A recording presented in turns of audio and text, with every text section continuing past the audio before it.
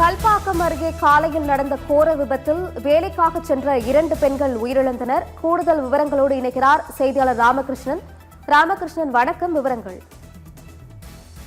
செங்கல்பட்டு மாவட்டம் கல்பாக்கம் அடுத்த குன்னத்தூர் கிழக்கு கடற்கரை சாலையில் சென்னையிலிருந்து புதுச்சேரி நோக்கி சென்ற அரசு பேருந்தும் கூவத்தூரிலிருந்து திருப்போரூர் அடுத்த ஆலத்தூர் பகுதியில் உள்ள தனியார் நிறுவனத்திற்கு ஆட்களை ஏற்றி சென்ற வேனும் நேருக்கு நேர் கிளார் கொள்ளை கிராமத்தை நேருக்கு நேர் மோதிய விபத்தில் கூவத்தூர் அடுத்த கிளார் கொள்ளை கிராமத்தை சேர்ந்த உமா மற்றும் நாடு ஆகிய 2 பெண்கள் சம்பவ இடத்திலேயே உயிரிழந்தனர்.